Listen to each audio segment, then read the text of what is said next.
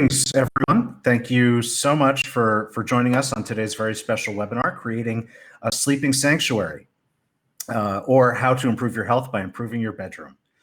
We know you have a lot of things going on in your life, and so I really appreciate the time you've set aside to spend with us today. So very quickly, what we're going to cover today, there'll be intros, which will be very quick. Then the main content will be about 35 minutes. Then we'll have a special giveaway offer as well as a special coupon, and then we'll get into Q&A. So very quickly about me, I'm the host today, but I'm not actually going to be the speaker. But I run Shield Your Body, formerly taught on the faculty of the University of Southern California Viterbi School of Engineering.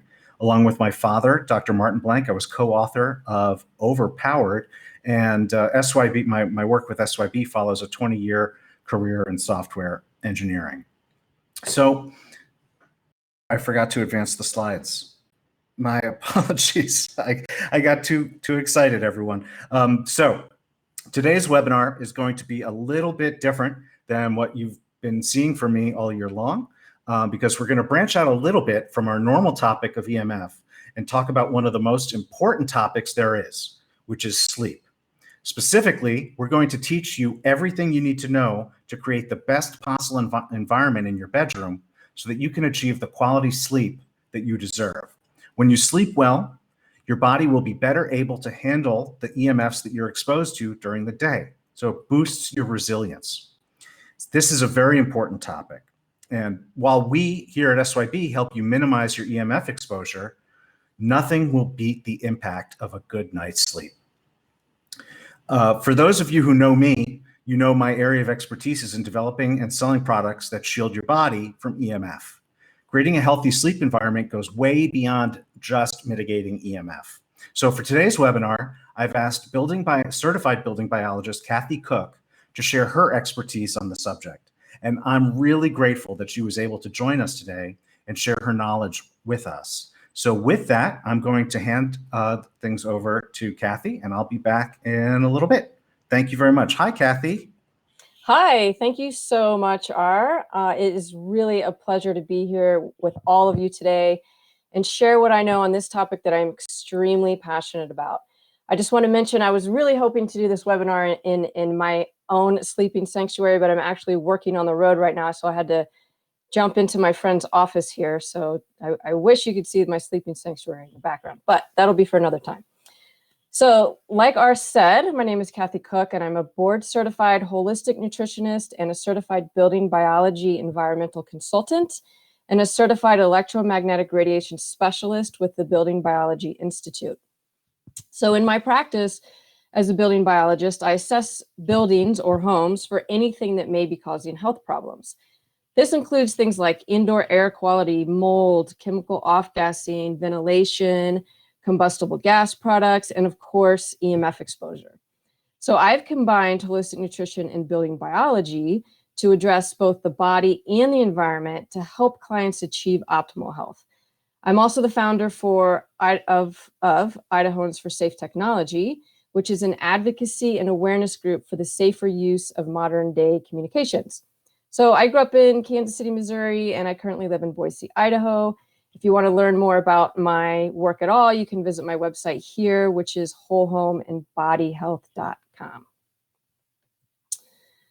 So let's take a second to identify exactly what building biology is, because the term may be new to some of you.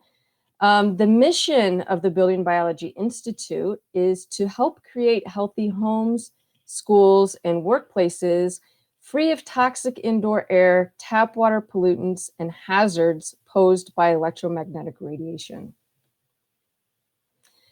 So basically, we want your home to be as healthy as possible so that it supports you and your family's health. Too many people become ill from poor indoor air quality, mold exposure, chemical off-gassing, excessive EMFs, poor quality water, and other environmental exposures.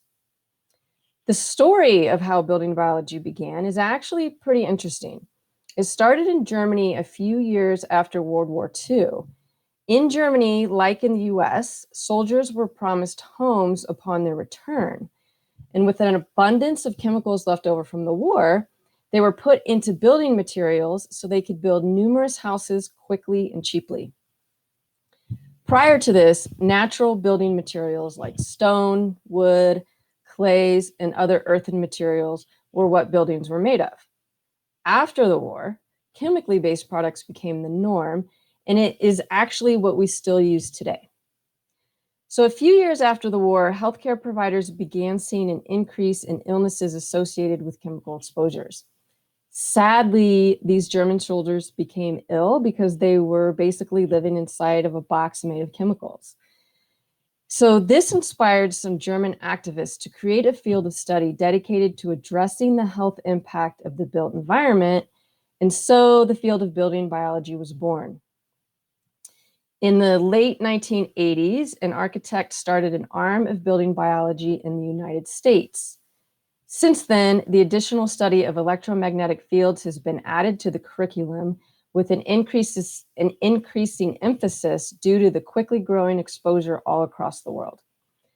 If you'd like to learn more about the Building Biology Institute, I encourage you to visit their website at buildingbiologyinstitute.org, which is on the slide here, and take a look at their 25 building biology principles, which covers everything from air quality to EMFs, to sustainable design, light, color, noise, community impact, and much more. It's a really fabulous organization, and I promise you'll learn a lot just by visiting their website. So in the field of building biology, our primary focus is the bedroom. Of course, we want the entire building to be as healthy as possible, but of all the places in your home, we want the bedroom to be as pristine as possible. Of course, this is because the bedroom is where we sleep. So good quality sleep is the foundation for health. I'm sure all of you know what it feels like to have a poor night's sleep and how miserable the next day can be. Sleep is when we heal, rejuvenate, detox the brain, prepare for the next day. If we don't sleep well, we don't feel well, and our quality of life, as well as our health, can greatly suffer. So this is actually the reason why I became a building biologist, because I suffered from severe insomnia for well over a decade. I had seen dozens of healthcare providers. I spent thousands of dollars on protocols, supplements, detoxes, gadgets, pharmaceuticals, shaman, you name it, I tried it, and nothing I did helped. In my research on sleep, the topic of EMFs kept coming up, but honestly, I kept dismissing it because the whole idea was just way over my head and it just wasn't something I could grasp. But finally, after becoming so desperate from lack of sleep, I decided to try an experiment where I turned off my phone and I unplugged my Wi-Fi for a week. So I bet you can guess what happened next. My sleep began to get better and better. And I mean, within a week, really, it was nothing short of life-changing. I knew then that I had to know everything there was to know about EMFs. And so I started to study at the Building Biology Institute. In my studies, I learned that there was a whole lot more to a healthy home than just EMF exposure. And I was happy to learn that the emphasis really is on the bedroom. After a dozen years of struggling to sleep, this resonated with me fiercely. So creating a bedroom sanctuary is critical for allowing great sleep. In today's world, it's more important than ever due to our increasing electrosmog environment. And of course, great sleep helps us to tolerate more EMF exposure during the day so that we can still live our lives and go out into the world.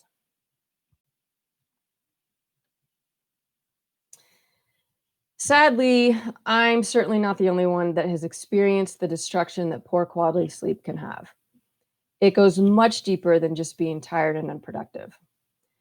When you're consistently sleeping for less time than you need, you put yourself at risk for serious health problems like heart disease and stroke, Alzheimer's and cognitive decline, type 2 diabetes, lowered immunity, hormone dysregulation, increased anxiety and depression, impaired brain function, decreased tissue repair, weight management issues, decreased endurance and exercise. I mean, really, we could talk about this forever. The list goes on.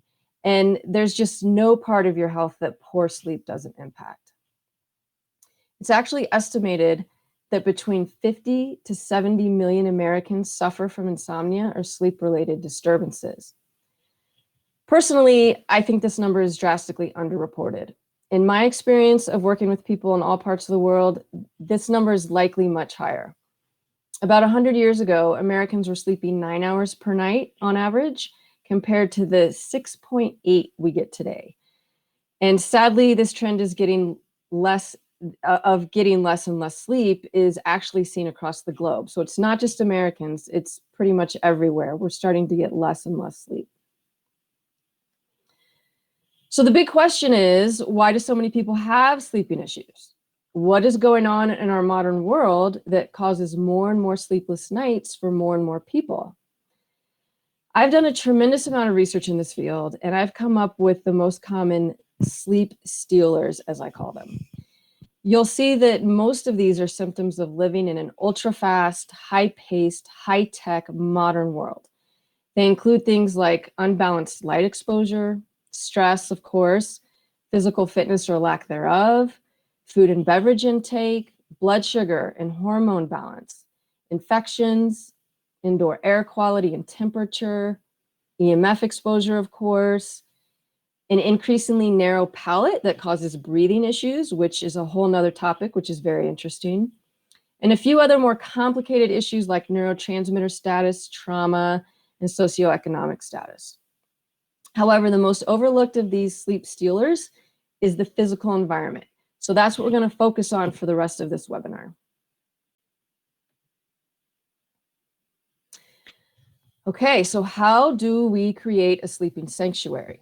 Well, when you're uncomfortable, or when you're in an uncomfortable, stressful, noisy, or otherwise unhealthy environment, of course, you're not going to sleep well. So in the next few minutes, I'm going to lay out some often overlooked areas that you can address in your bedroom to help you create a much more conducive environment for sleep. This is such a big topic, however, that we're bringing it to you in two parts. We want to make sure we cover as much of each topic as possible so that you can start to make meaningful changes as soon as you can. Today, we're going to talk about air quality, comfort, aesthetics, and noise. And a more thorough discussion of EMF mitigation will be covered in part 2, which will be in October.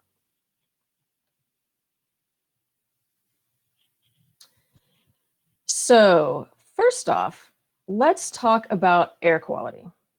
Have you ever considered the quality of air inside your home and whether or not it's impacting your quality of sleep? For most of us, this answer would be no. But you might be surprised to learn how what you're breathing is affecting how you're sleeping. So I'm going to ask you a question, and I want you to take a moment to think about it. Which is better, the air inside your home or the air outside your home? Now, I have to say that I put these slides together, maybe a month or so ago, before the influx of numerous wildfires that's happening in the US right now. So ironically, usually the air inside our homes is much dirtier, much more polluted than the air outside of our homes. However, we are going to talk about the wildfires a little bit because I know that that's impacting many of us on a profound level. So generally in, non-wildfire season, most people think that the air inside their home is cleaner than the air outside, mostly because of things like traffic pollution, chemical plants, and these kinds of things. But actually, your indoor air is almost always more contaminated than the outdoor air. So the reason for this is because your indoor air is the outside air, plus all of the chemicals in your home from carpet, synthetic materials on furniture, paints, glues, plastics, formaldehyde, electronics, cleaning supplies, and other petroleum or chemical-based products. We bring so many toxic things into our home and we don't even realize it. And what you breathe affects every part of your body. So think about someone who suffers from seasonal allergies. They cough, sneeze, get congested, blocked sinuses, and have compromised breathing. Obviously, this can make for a miserable night of sleep. So you can see that when you have allergens or irritants in your air that affects your breathing and oxygenation, it can directly affect your sleep quality. In addition to a compromised airway, allergens can also cause a histamine response. So histamine is an amino acid that is released in response to a foreign particle in the body. It's what causes the watery eyes and the puffy eyes, the itchy throat, congestion, and other miserable symptoms. Histamine is also stimulating. So even if you don't have the respiratory issues, it can still wake you up in the middle of the night due to its stimulating properties. Also, if you have a toxic load that is more than your body can handle, then your detoxification capacity becomes compromised. According to Chinese medicine, your liver is more active between the hours of 1 to 3 a.m. So if you're constantly waking up somewhere in this time frame, you may want to consider your liver function. I've actually worked with many people who had this issue, and when we began supporting their liver and elimination pathways, as well as cleaned up their indoor air, we saw a direct correlation with improved sleep. In addition to liver function, the brain can become inflamed in response to a chemical overload. Clearly, this can cause disturbed sleep. So right about now, you may be thinking, well, I live in a house with carpet and paint and synthetic building materials and everything around, everything else that I just mentioned. So what am I supposed to do? Well, thankfully, there's a very simple and effective thing you can do right now to improve your indoor air quality. And that would be to open your windows. Yes, I know it might be hot or cold outside, but you really should not fear this discomfort. Human bodies are not supposed to be perfectly comfortable all the time. Exposures to extreme temperatures, both hot and cold, are actually quite good for the body and help train your circadian rhythm. It's okay to be a little cold or a little hot some of the time. It's very important to get fresh air into your living space as much as possible to dilute your indoor air. This is simple, free, and available to all of us. Now, with that said, I realize that some people have severe allergies to pollens or other outdoor molecules. And in some places, you may be dealing with those wildfires or extreme outdoor pollution. In these specific situations, I recommend a good quality air filter. There are numerous different ones on the market that will effectively clean up your indoor air quality. Some of the brands that I like include Austin Air, Air Doctor, IQ Air, and Air Oasis. In fact, I really think that every home should have a good quality air filter, especially as we, have more and more wildfires every year. It's something that, I am beginning to recommend with more frequency. Really, all of our homes need a good quality air filter. So another important tip that almost no one does is to have their ducts cleaned regularly. They should be thoroughly cleaned by a professional at least every 2 to 3 years.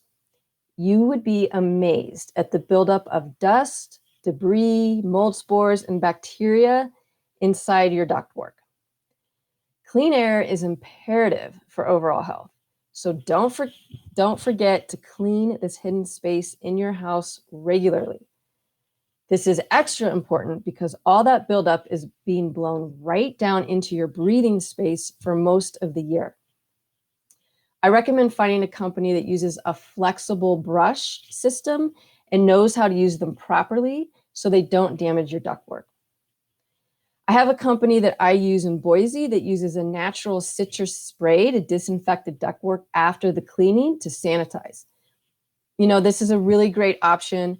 Just make sure that the company you choose isn't using any toxic chemicals in your ductwork. Okay, so of course, no discussion on indoor air quality would be complete without talking about mold. A chronic mold exposure can cause severe health challenges for many people. Interestingly, not everyone reacts in the same way.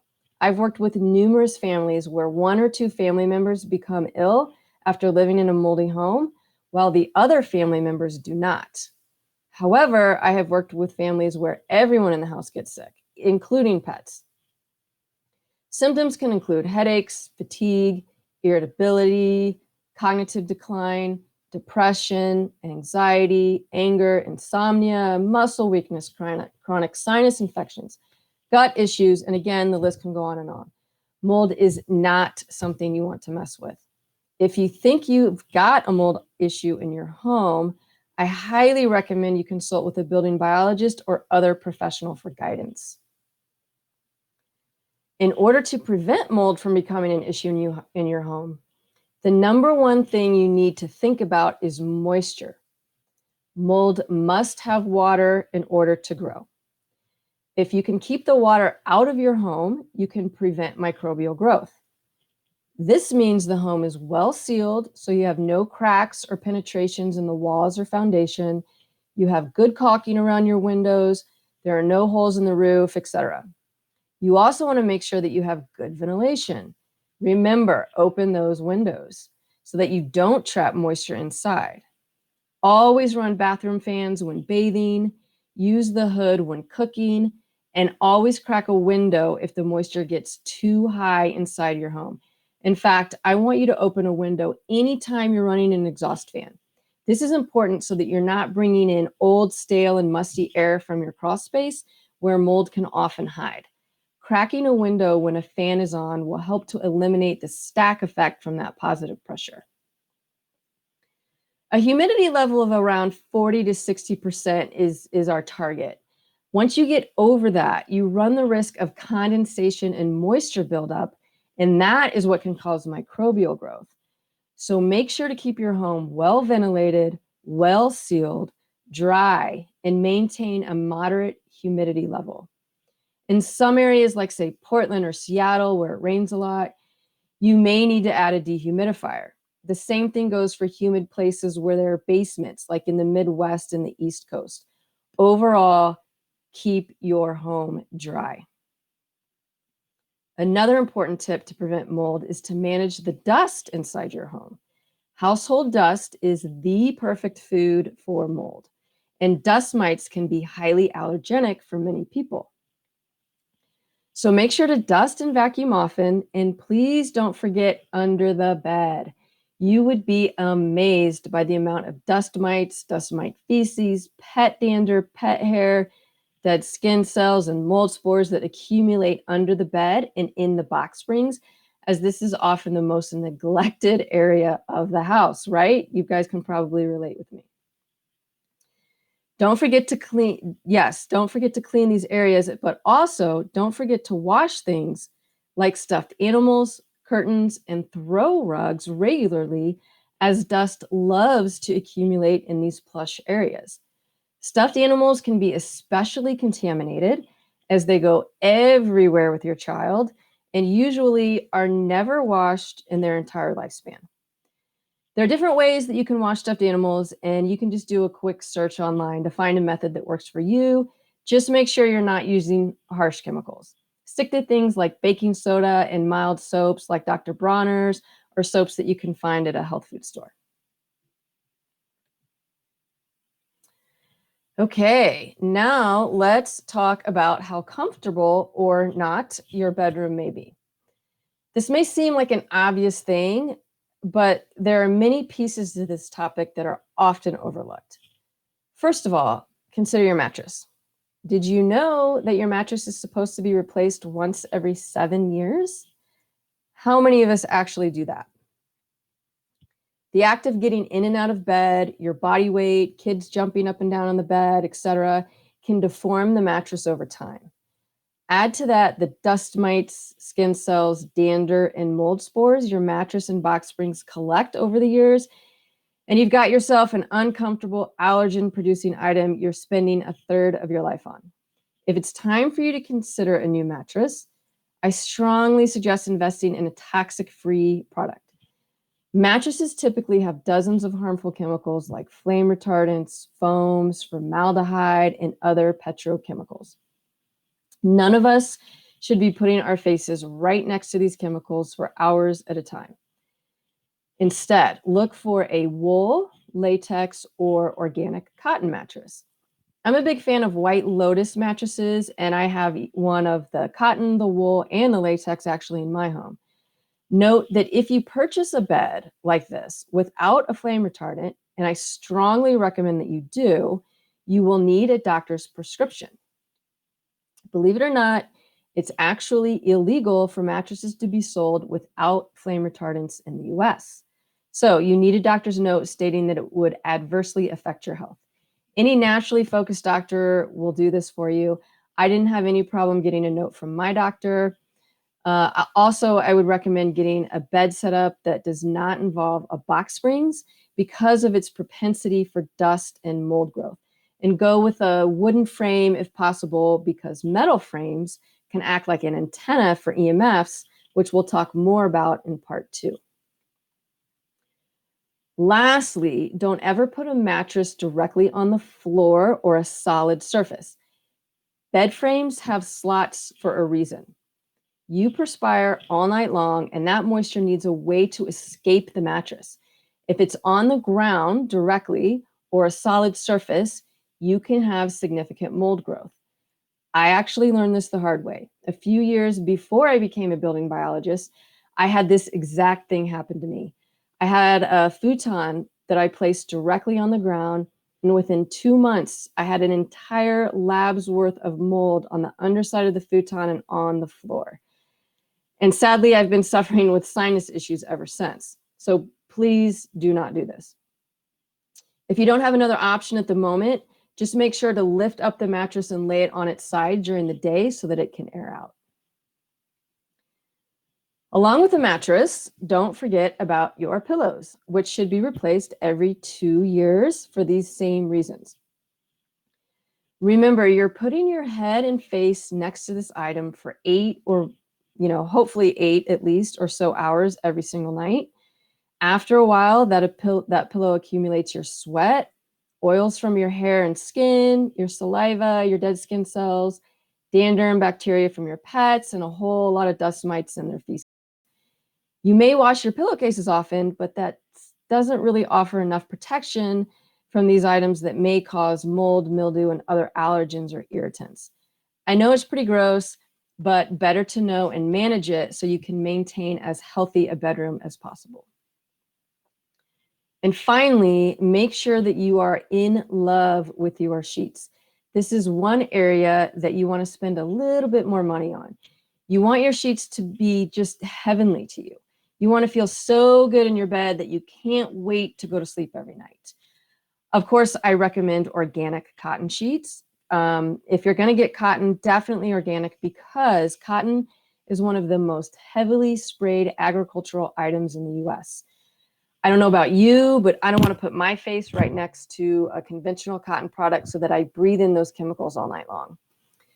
You may be eating organic foods, but what goes on your body is just as important as what your body is surrounded in, and what the clothes that you put on your body, and the hygiene products that you put on your body.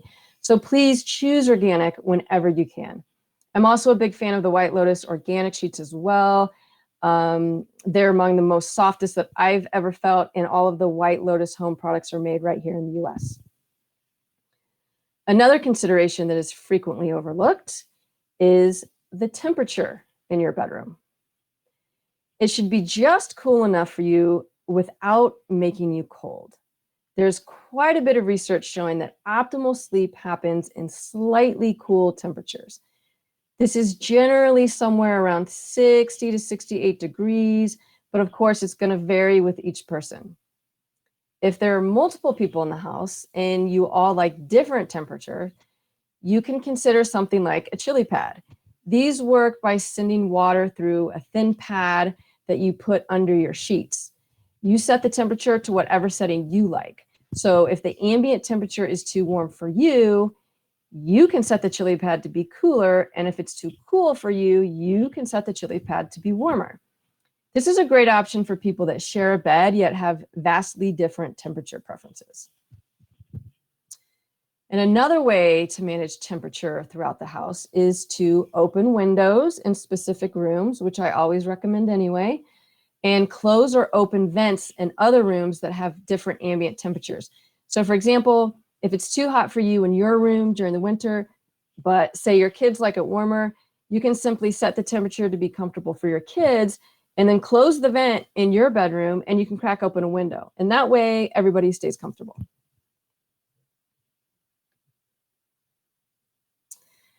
Okay, so now let's talk about the ambiance of your bedroom. You want to consider how aesthetically pleasing your bedroom is. Again, this may seem so simple on the surface, but I find that most of my clients don't do that great of a job on this one.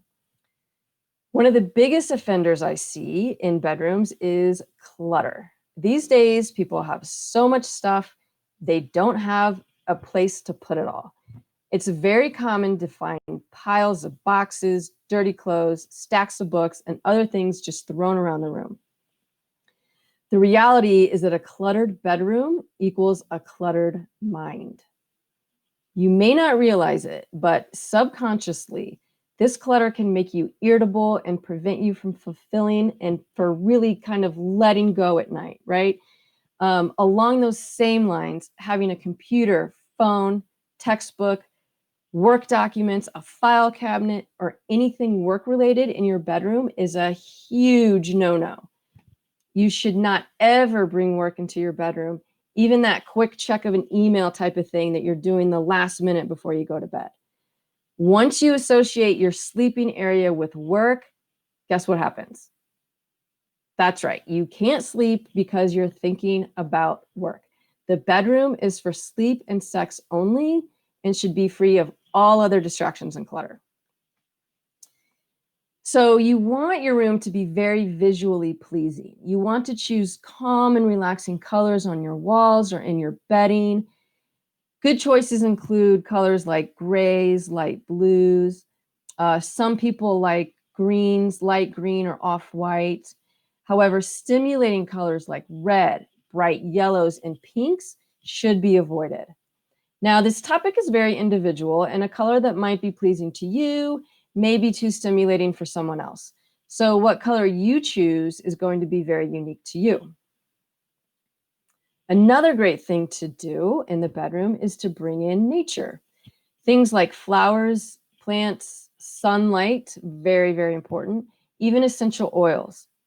So let sun in the morning. You can have fresh cut flowers on the dresser.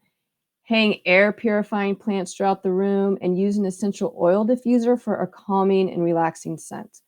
All of these very simple things can really transform your bedroom from a place of blah and dreary to a place that you just really love to be. Now, on that topic, let's talk about light for a second. While you're sleeping, you want to minimize all light exposure. This means no electronics or any type of light infiltration from the outside. If you have light penetration in your room, even after using curtains or shades, then you should consider getting some blackout curtains. If it's not possible to keep the room totally dark, then invest in a nice, comfortable eye mask. I also suggest earplugs while you're at it. You may not realize it, but subtle noises in the middle of the night can be arousing to your nervous system. You may not fully wake up, but you may come out of a deep sleep into a more shallow sleep. So white noise can be helpful for some, but that generally means that you're using some type of electronic. And for EMF purposes, we don't want any electronics in the bedroom. So it's best if you get used to silence. I know that this can take a little getting used to, but once you do it, it can be really heavenly to just tune out the world. Okay, so I realize that that was a whole lot of information in a very short amount of time. So I just want to do a quick recap of what we've talked about before we get to some other announcements in the Q&A. So, number one, if you take away anything from this webinar today, it should be to understand how important it is to improve your air quality. I really want you to open those windows.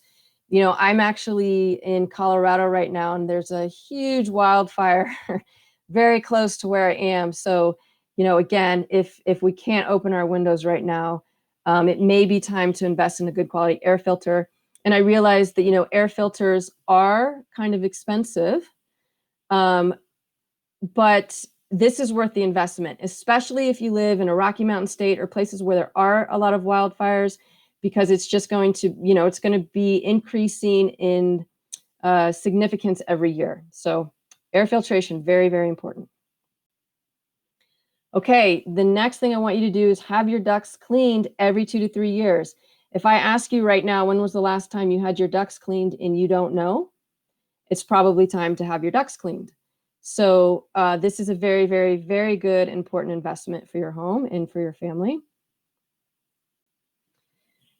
Next, don't forget about getting all that dust off of the surfaces in your home, especially your bedroom. This will reduce your allergen potential and help to prevent mold at the same time. Also, consider non-toxic cleaning supplies. If it's time to change your cleaning supplies to something less toxic, please do so. Any health food store will have plenty of options to choose from, or you can make your own very simply. You can search for recipes online. The goal is basically to stop bringing more toxic chemicals into the home. Okay, if you have an opportunity to build new, or you're bringing new products into your home, try and go for naturally based products like wool carpet, solid wood furniture, woven throw rugs, natural bedding, etc. We want to, again, stop bringing those chemicals inside our homes. All right, next we talked about our mattress. So don't forget about getting the most comfortable and toxin-free mattress that you can.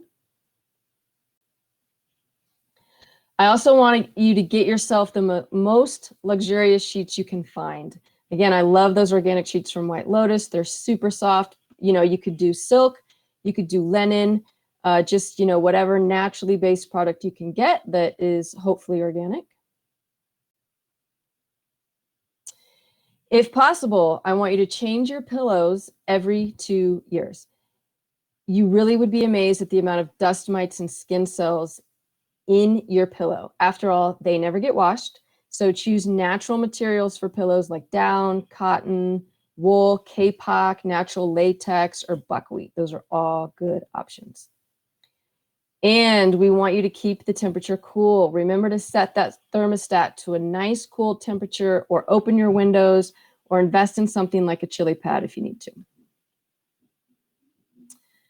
Okay. Creating a calm and soothing ambiance is very important. Remember, this is the most important room in your entire house. This is where you want the majority of your resources to go. So if you're redecorating, or you know, you're trying to upgrade your home, the bedroom really should be the place to do that first. There should also be nothing in your bedroom that signals work to you. The only thing that we want in your room are the few things that you need and the things that bring you joy. The bedroom is never a place for electronics or anything work related. And finally, reduce any artificial light and extraneous noise. We'll be discussing blue light a little bit more in part 2, along with the EMFs, you know, in much, much greater depth. Now, I realize that you may not be able to accomplish all of these things right away, but just try to tackle the ones that you can now. And over time, you can work on creating the best sleeping environment that you can. Even some of these small steps can make a big difference. Remember, sleep is the foundation of our health.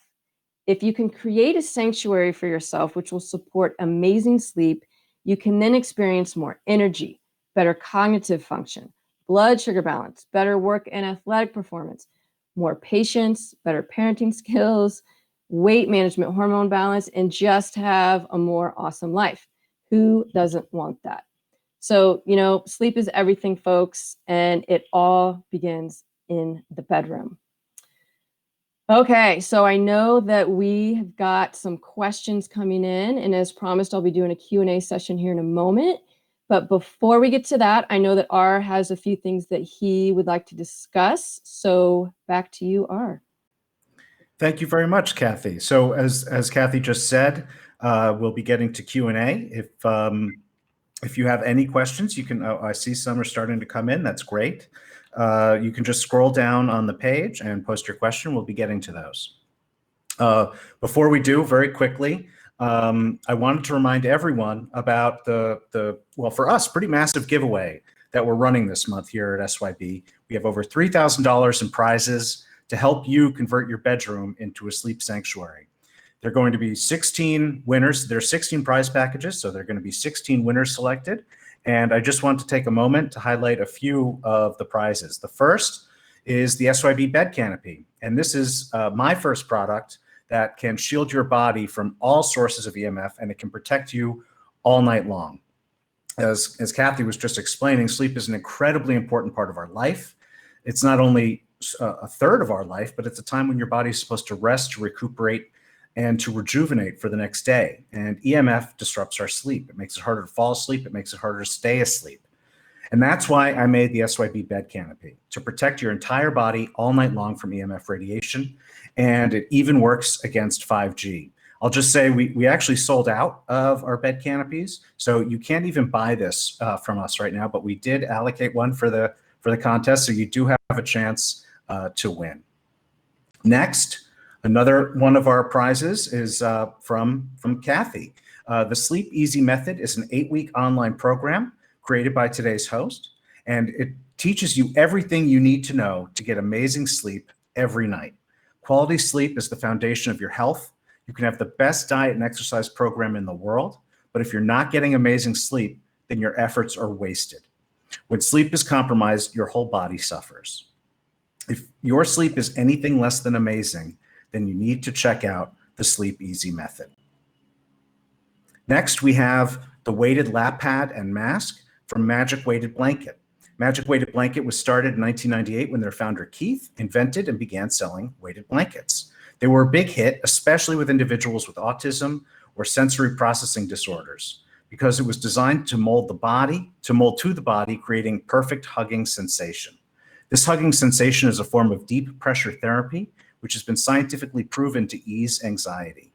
The Magic Weighted Lap Pad and Magic Weighted iCloud use the same concept as the blanket, but tailor it to more specific areas of your body. Next, we have the Squishy Deluxe Full Body Pillow.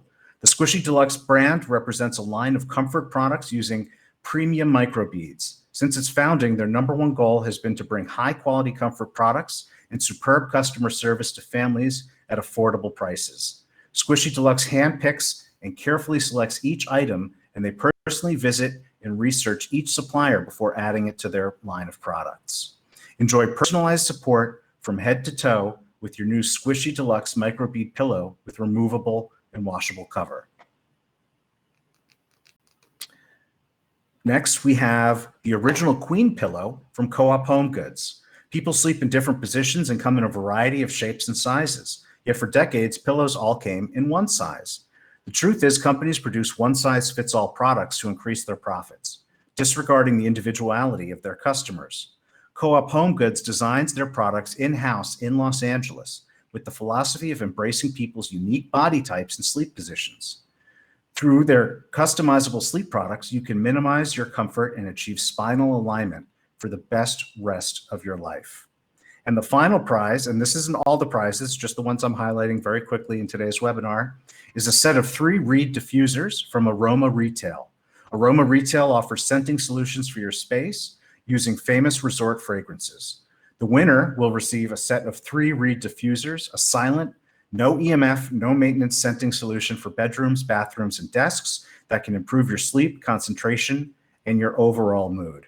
So there you have just some of the prizes that we're giving away this month at the Sleep Sanctuary giveaway. Entry is free. If you haven't already, just enter at shieldyourbody.com/sleep. And before we move on, this isn't a sales webinar, but I always like giving a gift to people who show up and take time out of their schedule to attend. So we have a special offer. It's tonight only. So this expires at midnight tonight Pacific time. But with the discount code SLEEP15, just enter that at checkout and you'll save 15% on any order from shieldyourbody.com. So with that, we have the sleep giveaway and the special offer. So those are both the special giveaway. You still have time to enter at shieldyourbody.com/sleep. The special offer is just for today. It's only for those of you attending live. If you're watching the archive of this, the discount code will have expired. And thank you very much. And now it's time to return to Q&A. Cathy, as I told you before, whenever we run a webinar, we have people submit some questions in advance. I see there's some down below, and before you get to those, there were a couple here that were submitted in advance. One, I just thought I'd ask on behalf of the attendee, and it caught my eye. How can you create a sleep sanctuary when the bedroom was my husband's bedroom first, and his style for a sleep sanctuary does not match mine? Wow, that is a fantastic question. And I'm not a marriage counselor, so I'll do my best on this one. Well, first of all, I want to mention that it's not uncommon for couples to sleep in separate bedrooms. There is a little bit of a stigma around that, which I'm not sure why that is, but you would actually be really surprised at how many couples do actually sleep in separate bedrooms. And I actually encourage that if it means that you're going to sleep better. We're not really, it's difficult to get an amazing night of sleep if we've got a partner next to us that's tossing and turning all night or snores or whatever it is. So if it means you're going to sleep better by sleeping in a different room, I am all for that. And you really would be surprised how many people do that. For some reason, it's like this topic that people don't want to discuss. So that's one option, but I know that a lot of people don't want to do that and they really do want to sleep with their partners. Of course, totally understandable. So, the temperature, that I mentioned, the chili pad or similar, options, if it's a temperature issue, I find those can be really, really great for couples that sleep in the same bed, because you can have two different ones. Or just one person can have one so that you can regulate the temperature for yourself, and keep yourself comfortable, and your partner, can choose to do that or not. So when it comes to temperature, yeah. Sorry, yeah. I've never heard of that product. How does that work? Is that powered, or how does that work? It is. It's a device. It's got a electric base that you plug in, and then of course for EMF reasons, I like to keep that away from the bed. But then it has a tube where it sends the water through the tube without electrical components, so that it heats or cools the water. Oh, interesting. Pretty cool. Now, yeah. I will say, as a caveat, I've tested several of those. On some of them, I do see a little bit of an elevated electric field, and on other times I don't. So it kind of depends on the house dynamics. But if someone is EMF sensitive, that may not be the best option. But yeah. Thank you. Yeah, it's a really cool. Sorry, this the first webinar with another presenter. I apologize for speaking over you. I was going to just throw in another question here that were pre-submitted, and I don't know if there's a sort of a universal answer to this, but maybe you can give some insight in how the person can proceed to answer it, which is, how far away from walls should beds be? Great question. So that's going to vary a lot. As a general rule, I will say my bed is about 2 feet away from my wall, because I have electric fields in my environment that I can't get completely under control because of outside power lines. Generally, when I'm doing EMF assessments, I will find the lowest reading right in the middle of the room. However, that's not always the case, because let's say we've got lights below us. So let's say the kitchen is below us and we've got lights running all through the ceiling or the floor. In that case, that may throw off those readings a little bit. So as a general rule, I say if you can move your bed out a foot from your wall, you're going to do yourself a lot of benefit, because your highest electric field is almost always next to the wall, because that's where your wires are. So if you can move it out a foot, if you can move it out 2 feet, great. And again, as a general rule, because all situations are different, a foot to 2 would be really great for people to do. And I do that when I'm in a hotel always. Okay, great. Thank you. Now, we do have some more questions that were pre-submitted, but we have a good queue here in the room.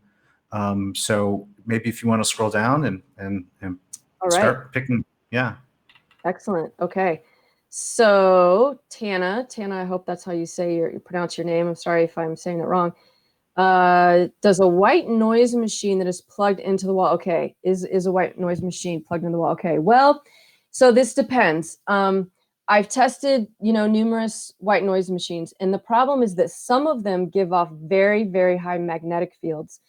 In fact, I recently did an assessment in a home where it was a grandparents' home, and they had 3 different bedrooms for their grandchildren, and they had white noise rooms, 4 different bedrooms. They had white noise rooms in every bedroom.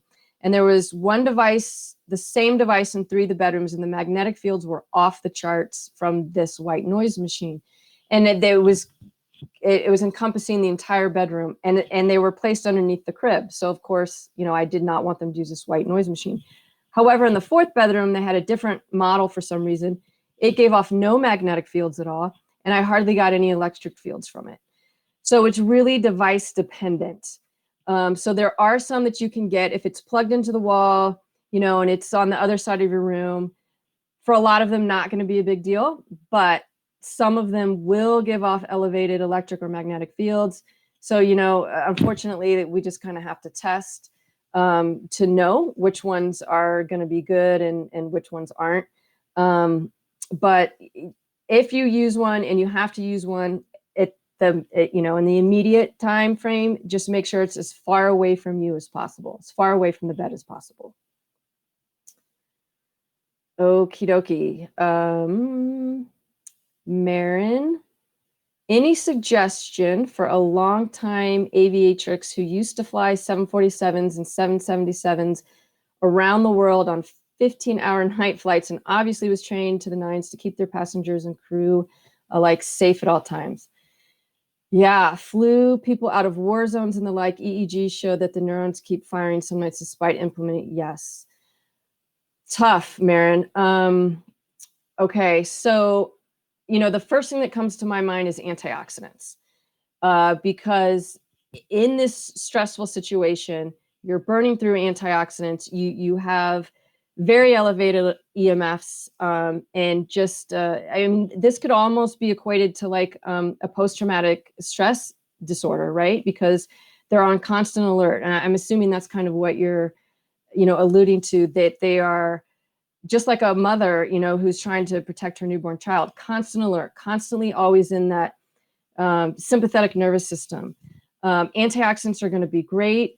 And then really focusing on nourishing that parasympathetic nervous system.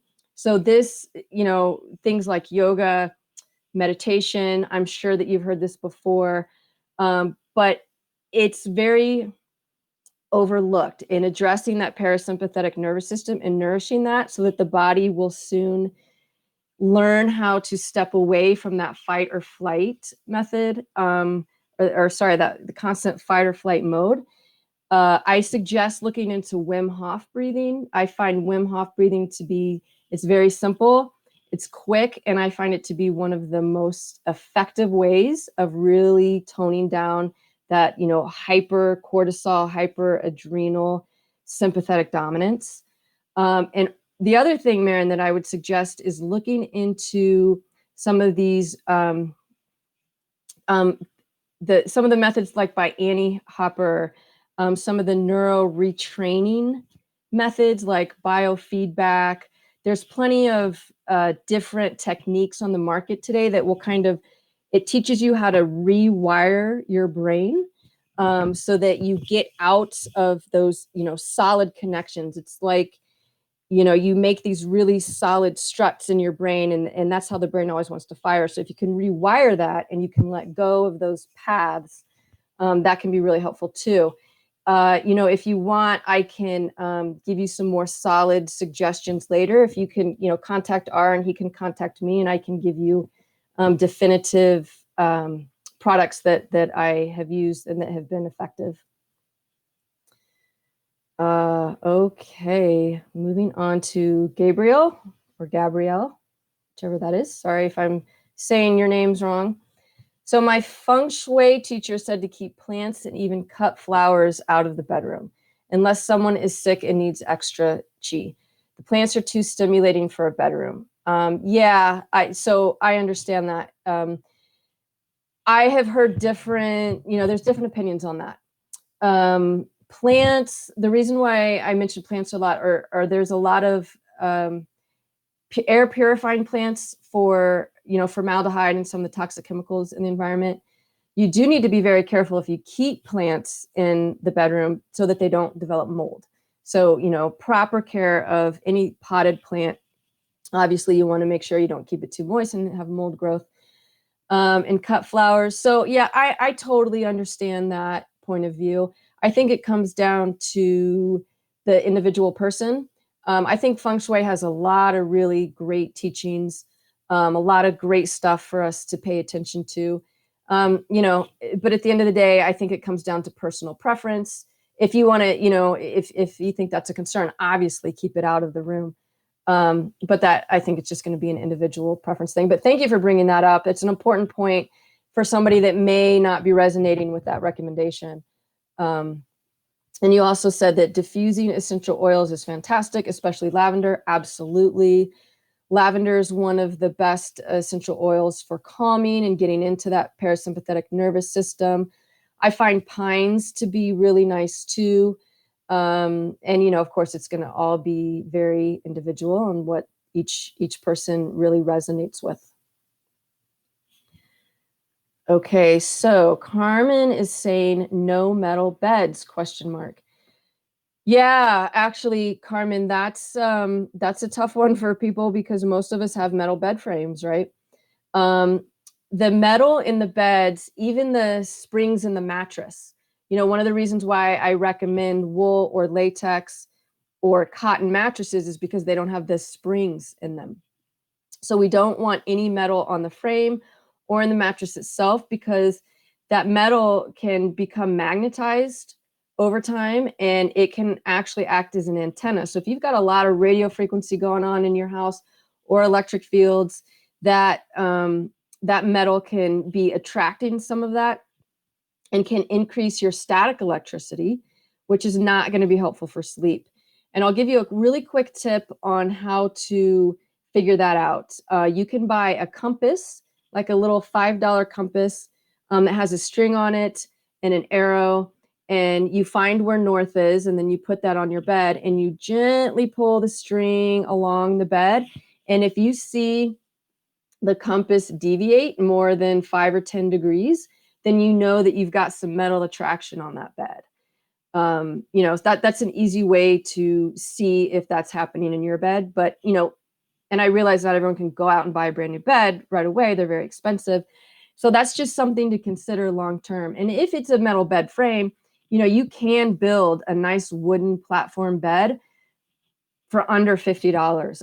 I've built that myself. I just found a, instruction manual online, went to Home Depot, had them cut my wood, and I built a nice wooden platform with slots in it for, I think it was maybe $45. So relatively inexpensive if you wanted to get rid of the metal frame. Okay, Sai, great tips, you say. I have many windows open in the house to ensure good circulation, and each floor of my house is about 500 square feet. Does it make sense to still have the air purifier on if the circulation is good? I will have it on in the winter while the windows are closed.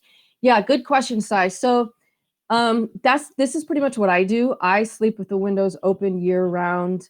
I used to live in Alaska. I did it there, you know, because like I was saying, we don't need to fear the cold. It kind of depends on what else is going on. If you live in a really well-constructed house with hardwood floors and, you know, really solid building materials, and you're not bringing in chemicals and the air quality outside is good, you're probably fine. I have not had an air filter in my home until this year, because in Idaho right now, it's because of the wildfires. You know, my house currently does have a little bit of carpet, but I put a carpet sealer on top of the carpet, which is called Safe Seal, so that I can kind of lock in some of those chemicals on the carpet. And I thought I was doing pretty okay. I've got hardwood floors. I don't use any toxic chemicals. You know, everything else I bring into the home is naturally based. But because of the wildfires this year, I decided to finally get an air filter. So it kind of depends on where you are in the world, what the outdoor air quality is like, and what else is in your home. And if you don't feel like you've got any respiratory issues, you know, things, you're relatively healthy, etc., then you might not need it. It's just going to, you know, kind of be dependent on what you think about your specific situation. So follow-up question, can you share the material used on the carpet? Yes, it's called Safe Seal. There's many different kinds of Safe Seal. You can look this up. Andy Pace is a fellow building biologist who has his own podcast, and he is a distributor for Safe Seal products. You can look him up and contact his company. Can't remember the name of his company off the top of my head. Green Building Supply, I believe. And you can talk to him about Safe Seal. You can probably also get it online. But I like going through a distributor rather than Amazon to support, you know, small businesses. So yeah, Andy Pace and Green Building Supply, you can look that up. Okay, so Tanya, should you sleep with the window open? I find I wake up sneezing if I leave it open. Yeah, Tanya, so that's, you know, that's kind of what we're talking about here. If it's very individually based, ideally we want to sleep with the windows open so we get that fresh air in throughout the night. But if you are having some kind of irritant response or allergic response, then clearly, you know, if you're waking up sneezing, then that might not be the best option for you. This is where I would suggest keeping the windows open as much as possible during the day. And then I would probably do the air purifier situation because you're probably reacting to something. It would be really cool if, you know, you could work with a practitioner to identify maybe what you were reacting to and see if you could tone down that reaction. Another tip is nettle. Stinging nettle is fantastic for this histamine response that people get. You can get stinging nettle as a supplement. What I like to do is I buy it in bulk, and then I cover about a fourth of a 32-ounce mason jar with stinging nettle, pour boiling water on it, and let it steep overnight. And then I drink it during the day. And if you're having any kind of allergic symptoms, it's really amazing to help suppress that histamine response. And it's also really rich in minerals. It's great for your prostate, even though you probably don't have a prostate, for people that do. So really, really great supplement and mineral. It's just an herb all the way around.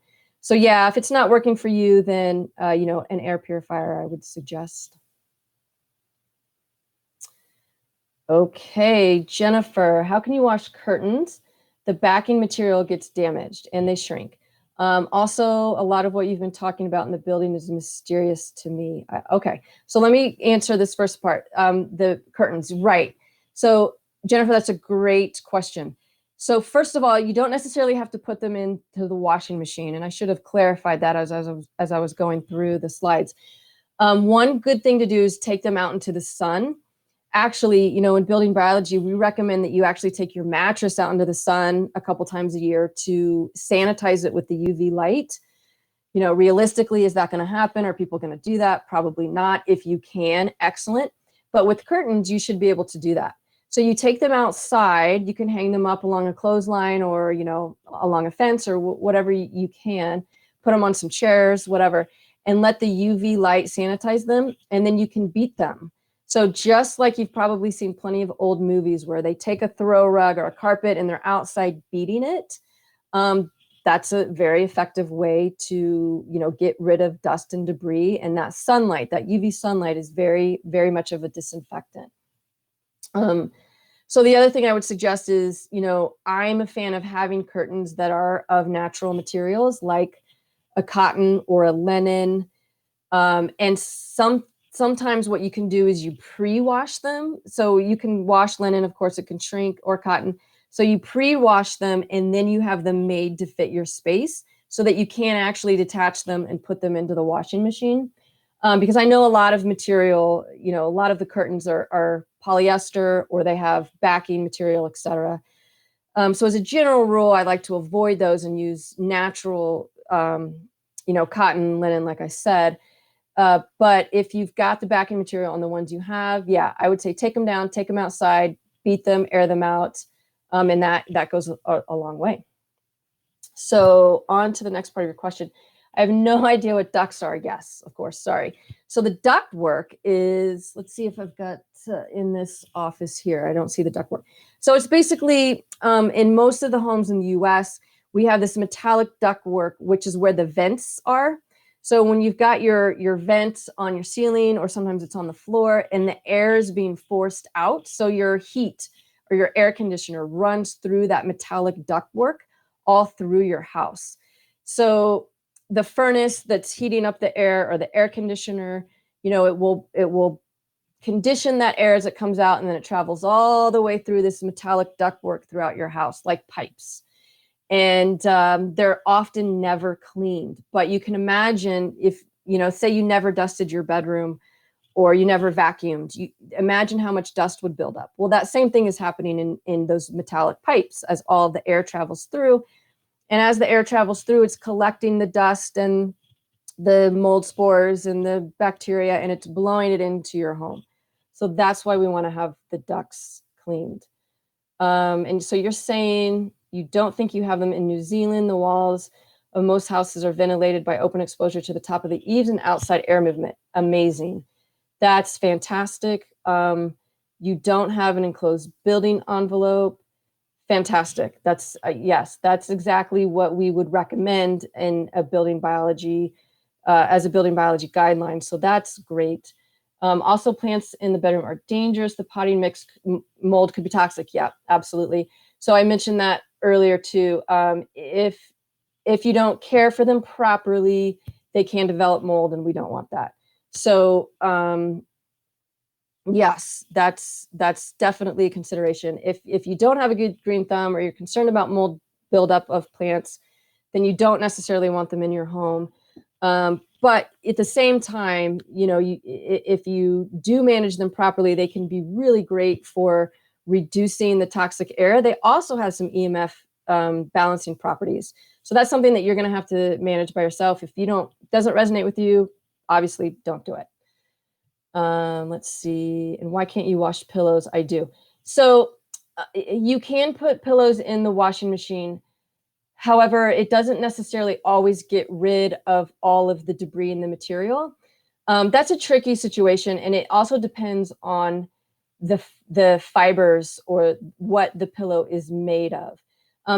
Some people will get like an allergen pillowcase that they can zip over the pillowcase, and it will prevent any material, any microbial or organic material from getting into the pillow itself. That can be helpful. But also, one of the things about washing pillows, if you're putting them in the washing machine, what I have found is, especially with people who have, say, front-loading washing machines, I never recommend front loaders, because they can be a mold issue. They can create a lot of mold around the seals because they don't drain the water properly, or they create condensation. I have had people wash pillows in their washing machine and actually increase their exposure to mold. So you can wash them if you do it properly. You can also, put them in a plastic bag with borax or baking soda, things like that. As a general rule, I just don't recommend it, because I don't find that people do it properly. Sometimes they create bigger issues, and sometimes they just say they'll do it and they never get around to it. So I feel it's safer to recommend, replacing them every 2 years. But if you've got a good protocol that works for you, great. I just want to make sure that, over time, it will still create a buildup of things inside the casing that you can't get rid of.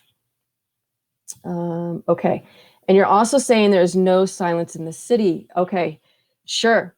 So sound is an issue. That's one reason why I recommend earplugs. I think, it's best to get used to the silence and use earplugs so that you don't have to rely on an electronic device. But I totally understand that that's not going to work for everyone. So you use chanting to stop sudden sound disturbances. Great. I think that's fantastic. If that works for you, this is all about finding what works best for you and using it. So, if you decide that you really need to use a sound machine, whatever that sound machine is, if it's the chanting or white noise or whatever, I just suggest making sure that you test it so that it's low magnetic field, it's a low electric field, it doesn't have any Bluetooth on it. Just make sure that you get one that's going to support a healthy EMF environment. And I do agree with you that, it's better to have a little bit of a risk if it means you're going to get better sleep. I definitely agree with that. It depends on where you are in the world. Some places will be more noisy than others, but all great points. So thank you for bringing up all of those points. Okie dokie. Maria asks, if my husband uses CPAP, how can I avoid light from the machine? Yes, great question, Maria. So there are a lot of what we call phantom lights in bedrooms. Things like even, from, let's say your computer's plugged in at the other side of the room, which of course, I don't want you to have your computer in your bedroom, but it's just a good example where the light might be just barely flashing just to tell you that it's on. Even those really small lights can actually disrupt you, even if you don't really notice it, but subconsciously it can disrupt your sleep. So I suggest covering that with something. I know people that use duct tape just to cover the light, put a little strip of duct tape over the light. There are some people that there's these specific like blue light blocking tape or dots that you can just put over a light like that will block the blue light out of that.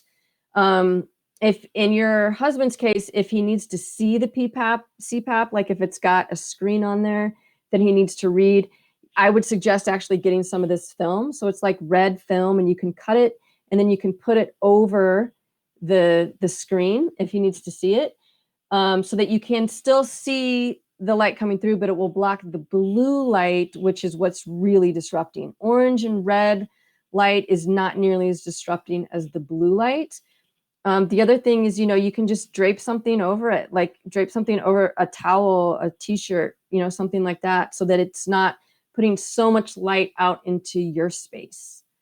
It looks like, okay, so yes, Kev suggested using a sleep mask for sure.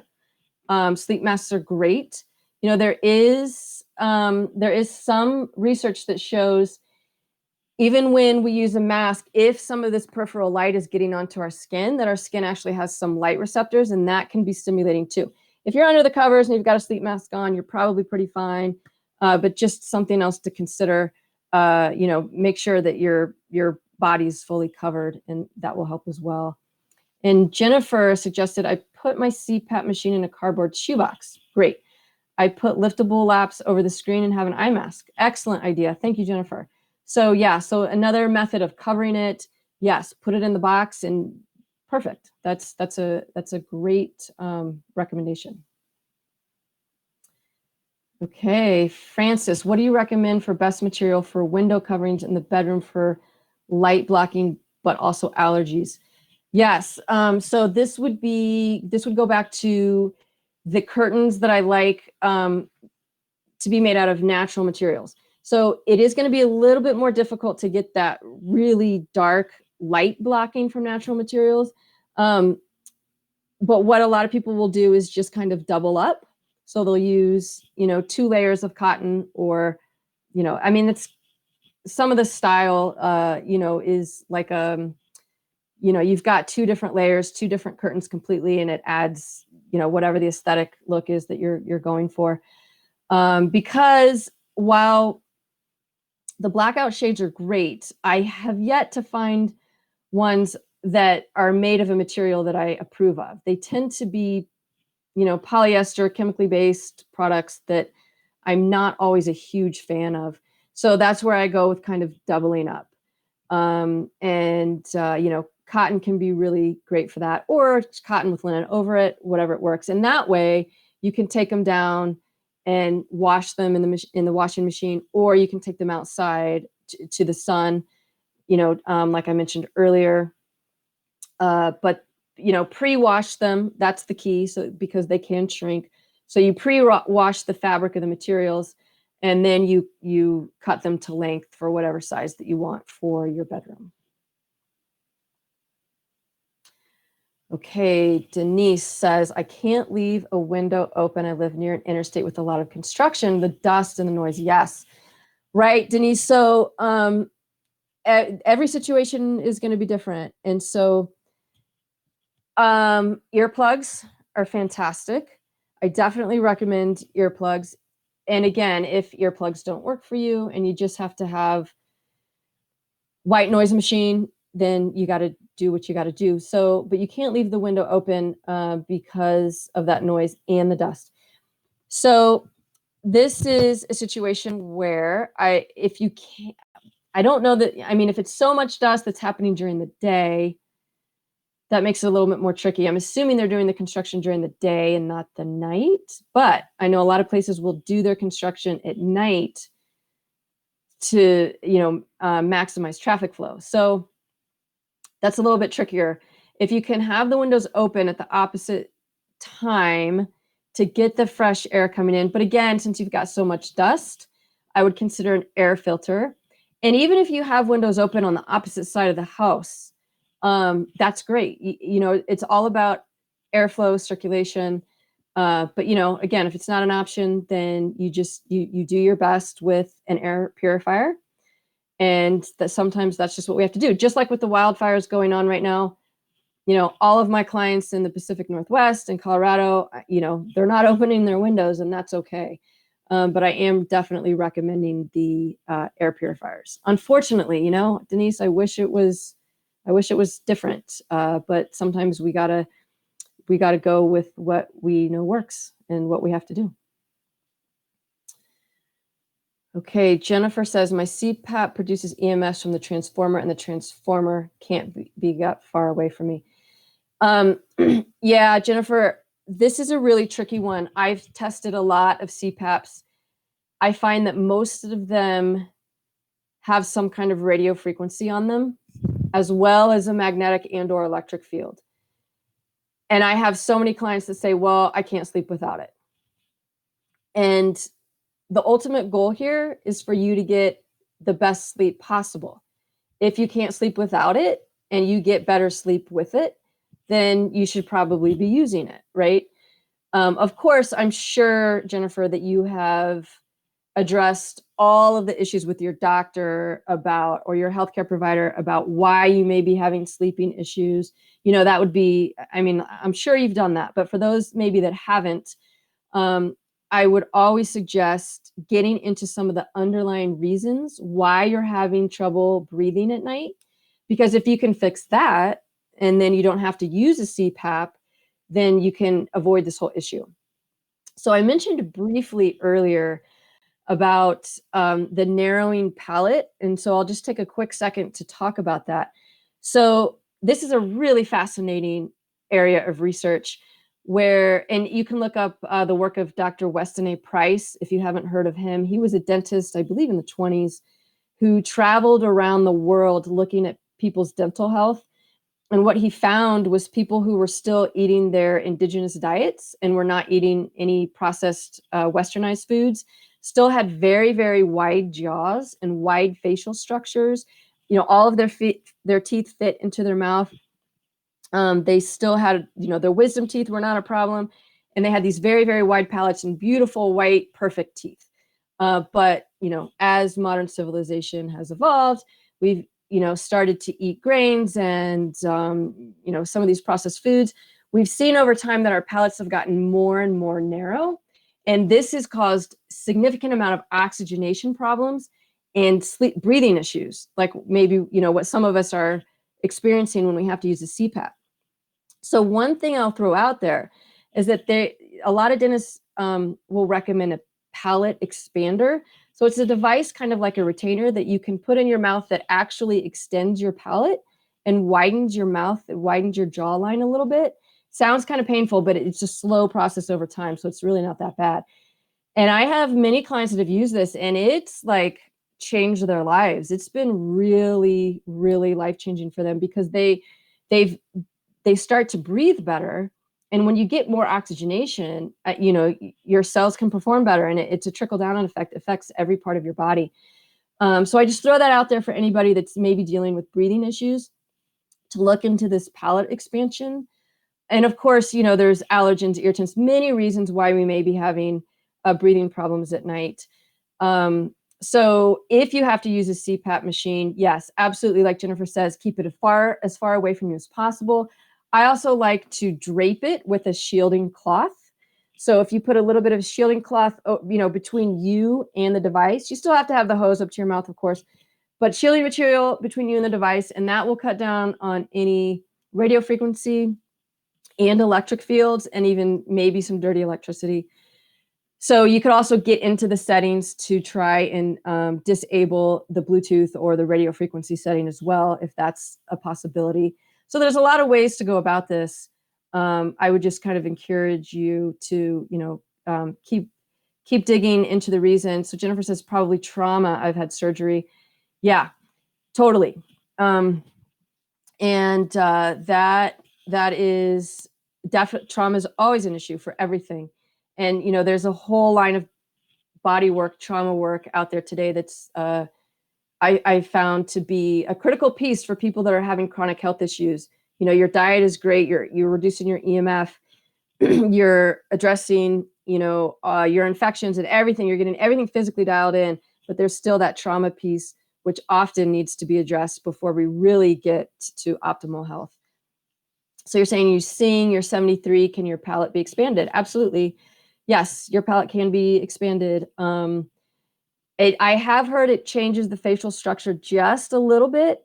I don't know that it would affect your singing, but honestly, I haven't asked that question. That would be a good question to pose to a dentist. Chris Kresser, if you're familiar with him, had a whole podcast on this palate expansion. It's a couple of years old, but I would dig into his podcast and listen. He gives you a lot of references of how to continue to look for resources on this. And I'm sure that you can connect with someone that could answer those questions. So you're doing a lot of trauma work, but it's a very long, slow process. Absolutely, it is. It is a very long and slow process, but important and worth it, and hard work. And, Jennifer, I really commend you for doing the hard work because many of us don't want to. So, I think that's very honorable that you're sharing that experience with us, and you're stating that you're doing the work. Good for you. That's great. I wish we would all take that step. Okay, Marin, also taking Dramamine and super healthy nutrition, meditation. I'm a spiritual author. Wow, awesome. Good for you. That's fantastic. Love it. Okay, I read orchids are good for the bedroom as they produce oxygen during the night, opposite to most plants. Yeah, I would agree with that actually. And orchids need very little water. So Sandra, sorry, however you say it, Sandra, I'll go with. This is going to be person dependent. I think orchids are great. I think they're a great plant for the bedroom. If you're thinking about feng shui or traditional Chinese medicine, I mean, that the orchids are big in TCM and feng shui. I think they're great for the bedroom, but like several people have mentioned earlier, they're not big on having any of those plants in the bedroom. So that's going to be a personal choice. Okay, Marin says, IDAPT is the best according to Robert Gilbert, PhD. So you're probably talking about the neural retraining, I think. I'm assuming if that is what you're talking about, Marin. So IDAPT, Robert Gilbert, PhD. So I think people can see the chat if they want to look into that. Oh, you put the website right there. www.vesicainstitute.org. I'm sure you guys, if you guys can see the chat, vesicainstitute.org. Yeah, Great. everyone can see the questions. Perfect. Perfect. Thanks, Marin, for posting that. Okay. Marin says, regarding one participant's allergy question, a top doctor highly recommended Euphorbium NS by Heal. It sounds like that might be a homeopathic. I know Heal makes homeopathics. Keeps airways healthy, moist, helps with breathing, not as a homeopathic. Yep. Better than even sea salt. Sure. So I'm all for homeopathics. If that works for you, excellent. Good advice. You followed up here. This doctor training hundreds daily who think outside the box doesn't even believe in homeopathy. Tried and tested hundreds and swears by this one. Interesting. So it sounds like you tried it, or you or she tried it and never had allergies again. Also, it is antiviral as an added benefit. Great. You know, and homeopathics have no side effects. So I'm all for trying, and you can usually get them fairly inexpensively. So I think that is absolutely worth trying. And, you know, I would back to the nettle, the stinging nettle that I mentioned earlier. I think that is that's a powerhouse plant for nutrition, for the magnesium and the calcium and the other minerals in that. So yeah, try a homeopathic, throw in some nettle. I think that can be very helpful for sure. Thank you. Okay, Francis, is there a brand of clock that you recommend that you can see at night that doesn't have a bright light? Good question. Okay, so here's the thing with clocks and digital clocks specifically. I always test very high magnetic fields on them. So if you have a clock in your bedroom, you definitely want it on the opposite side of the room from you. You never want to have a digital clock, really, I mean, any electronics like on your nightstand. That's what I find most people doing, of course, because it's what we've always done. But they give off really high magnetic fields and they can have electric fields. So if you have a light, definitely on the other side of the bedroom. A lot of the lights will have red numbers if it's digital. And that would be better than anything blue. Again, it's the blue light that can be very stimulating. So if you have a clock that's got some red numbers on them, that would be better. You know, a lot of people will use like their phones, which of course I never want you to have a phone in the bedroom. But some of my clients often, you know, will make a compromise. If they keep their phone in the bedroom because they use it for an alarm or they have to see the clock, they keep it in airplane mode with Wi-Fi and Bluetooth disabled, right? That is the key here. If there's a bed or a phone in your bedroom, it's on airplane mode, Wi-Fi is disabled, Bluetooth is disabled. Otherwise, no phones in the bedroom. And you can actually put your phone into night mode, or you can change the screen to be red so that you don't get the blue light penetration. So each phone is different, so I can't tell you exactly how to do that because, you know, you'd have to get into your settings. But you can put it on night mode so it will dim that blue light. Otherwise, you know, again, you can use these red cling films that will block the blue light from, if you need a really bright, you know, clock, just get the red film to put right over it so that you can still see the numbers coming through. It just won't be, they'll be red instead of blue. If I could just add there, I didn't see the follow up. Anything that's battery operated as opposed to AC power operated would generally be a lower source. And to your earlier point about the high level of magnetic emissions, those tend to be the AC powered ones. They also tend to be the ones with the illuminated displays, like especially the red ones. I've seen are very high. So if you can get a battery-powered analog clock, that is going to have the lowest emissions in general. Yeah, great point. Even the old wind-up clocks, you can still get them. Yeah. They work really well. I have clients that use them. They're a little bit more difficult to see, though. Yeah. Which is unfortunate. But yeah, in some of the LED displays that are battery powered, sometimes you have to hit the button to get the blue to illuminate, which we want to avoid that burst of blue light in the middle of the night. But you can, again, maybe try some of this red cling over it. So that's a kind of a tough one.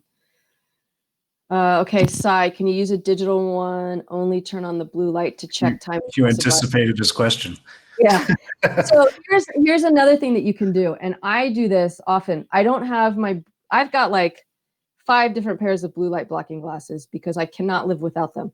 So if I have to get up in the middle of the night and look at the clock, I have a pair of my blue light blocking glasses right next to me, and I'll put them on, and then I'll look, and then I know what time it is, and then I just take them off. It's kind of dorky, but you'd be surprised at how helpful that is in helping you to fall right back asleep. Because if you look at that really bright light, your brain's just going to think, oh, sun's coming up, it's time to wake up, and you get a cortisol surge, and it's hard for you to fall back asleep. So yeah, just throw on a pair of lights before you look at the clock. It can be simple and helpful. Okay, Kev, I'm having trouble getting back to sleep around 3 a.m. due to ringing in my ears. Wow, Kev, you know what? I got into building biology because of sleep and ringing in my ears, actually. So I was having the same problem. Every single night I would lay down to sleep for 10 years, and I would have this high-pitched ringing in my left ear, not my right, just my left ear. And it was infuriating. And I tried everything for over a decade. And it wasn't until I stopped using a cell phone. I only used my cell phone on my left side. And that week when I did my experiment and I stopped using my cell phone for a week, the ringing in my ears went away in about 3 days. It was so dramatic. However, there's a lot of other reasons why we may have this issue. So, if you've had you went to a lot of concerts when you were young, you worked with power tools, there's other reasons why we get some of this ringing in the ears. So how can you tell if it's from EMFs? Well, does it go away? Let's say, do you go camping? Does it go away when you go camping for a couple of days? Does it go away when you're in a lower EMF environment? For me, it was very obvious. It won't be that obvious necessarily for everyone, but I always like my clients to do just a trial where they go camping for like a week and see what happens. I've had clients say, of course, they sleep so much better. Their headaches went away. Their ringing in their ears stopped. Their skin cleared up. Oh, excuse me. Let me stop that. Goodness. Let me get out of there. So it's really dramatic how much of your body might be affected by these EMFs. So, I don't know, Kev, and maybe you can comment of what your situation is. Are you using a phone? Do you have Wi-Fi on in the house? Have you had your home tested? Are you turning off breakers at night? That kind of stuff. If you're still in a pretty high EMF environment with all of this stuff and you're not really sure, the best way to know is to, remove yourself from that situation. Go camping for a week and see if things get better. So CA is saying, what is the best EMF meter to buy? Ooh, in my opinion. Good question. And it sounds like great. Oh, but you can, yeah, if you have a specific recommendation, I try not to pick one. So I recommend I think it's 6 of them now in that ebook. But if you have any that you want to highlight, please go ahead. Sure. Well, you're right. There isn't one perfect one. I often recommend the Tri-Field TF2, the latest Tri-Field, because it has electric, magnetic, and radio frequency on it. And it's under $200. So the value you get for the price is pretty good.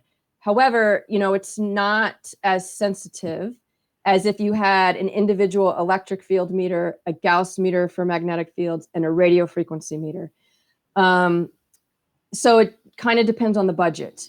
And it depends on how much learning you want to put into using that meter. So the tri-field displays numbers. So you have to know what those numbers mean, and you have to put a little bit of effort into learning how to use it. If you're willing to do that, then it can be great. Just, keep in mind the numbers might be a little bit higher or lower just because of the sensitivity of the meter. If you're not willing to figure out what those numbers mean, which a lot of people aren't, there's a couple of little handheld devices. One is ESI. Gosh, I'm forgetting the name of it off the top of my head. I know which one you're talking about. Yeah. Yeah. It's well, actually, there's another meter that's similar to that. The Acousticom. Well, the Acousticom. I was actually going to say Safe Living Technologies, Safe and Sound, or Safe and Sound Classic, or Safe and Sound Pro. They are only radio frequency, however, but so the owner of that company, Safe Living Technologies, is actually one of our building biology instructors. And many of my colleagues use the Safe and Sound Pro, which is radio frequency only. But I mean, they test that against the professional level meters that we use, which are several $1,000s, and they get really similar results. So I think if you're going to put your money into a radio frequency meter and you want to spend a little bit more, that Safe and Sound Pro from Safe Living Technologies is fantastic.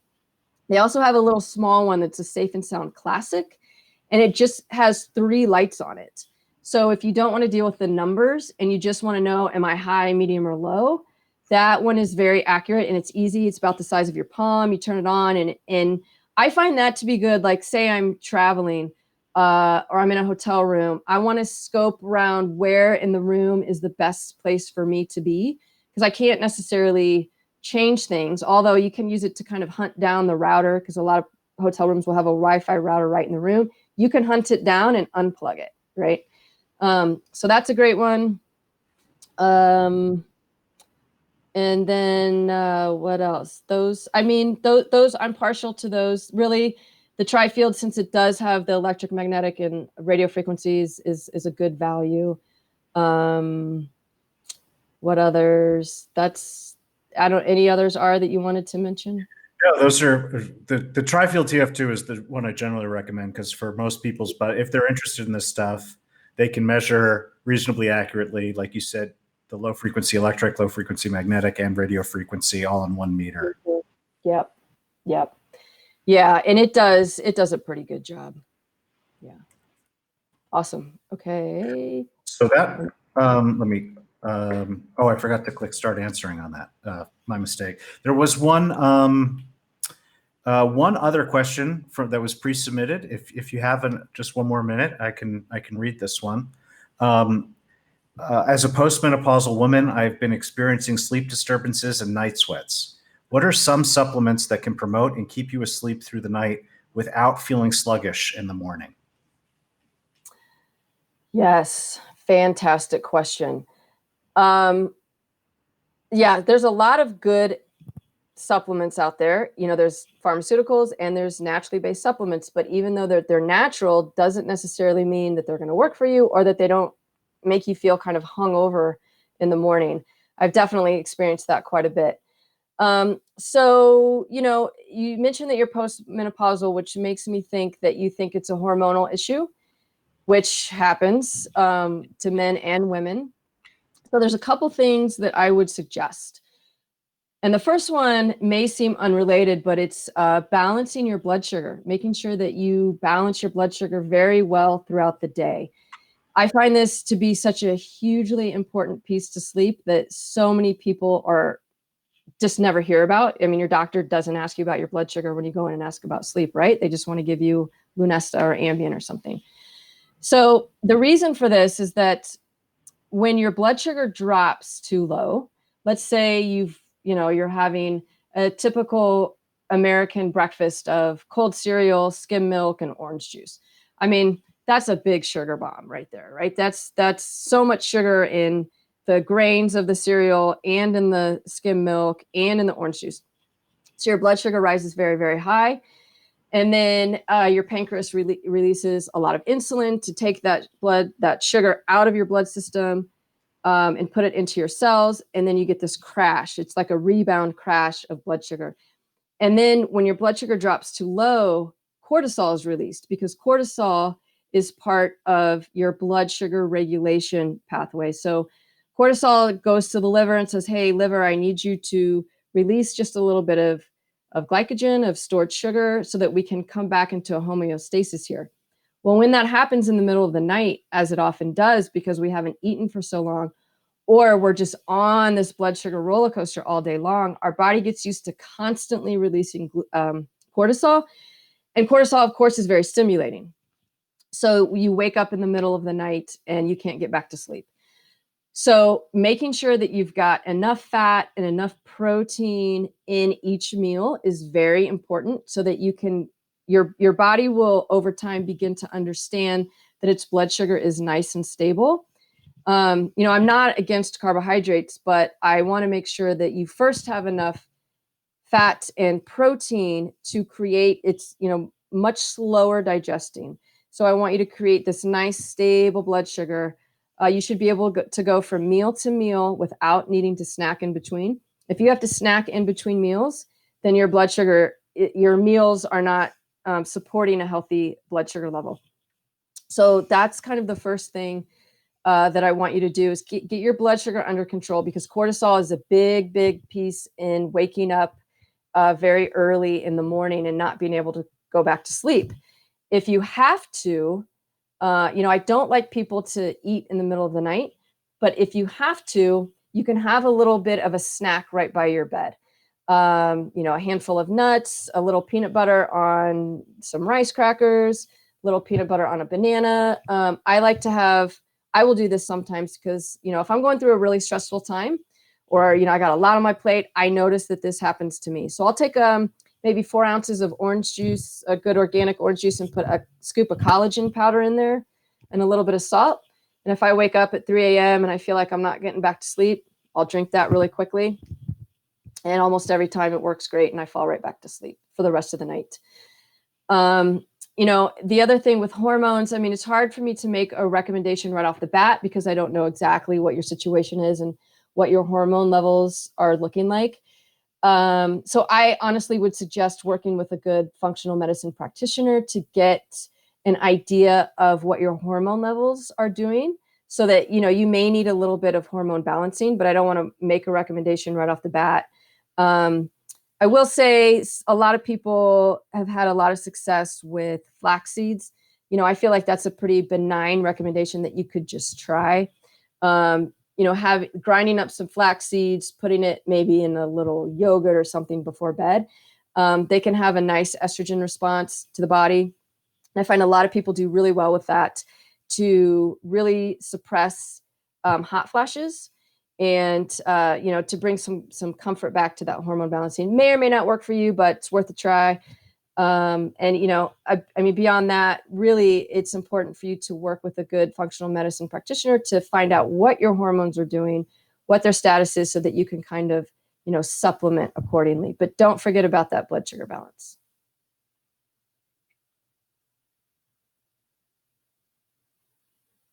Oh, I can't hear you, R. Am I? Okay. Questions. And we're just about out of time on the room. But this has been great. I really appreciate you donating your time and expertise to the SYB community. And for everyone still, because there's a lot of you still in the room, I see, you'll be getting a link to the archive of this automatically delivered to your inbox as soon as it's done, along with a link to a free ebook. And remember, if you haven't already, to enter for the Sleep Sanctuary contest at shieldyourbody.com/sleep. And we'll be hearing from Cathy again next month. So the next webinar, I hope to have that all posted by tomorrow. But you'll be hearing from me with the details of that webinar and how to join. So with all that, again, Cathy, thank you. This has been fantastic. I really appreciate it. So fun. Thanks so much for having me, R. Thanks. Okay, everyone. Thank you for coming out, making time in your day, and I'll talk to you all real soon. Thank you.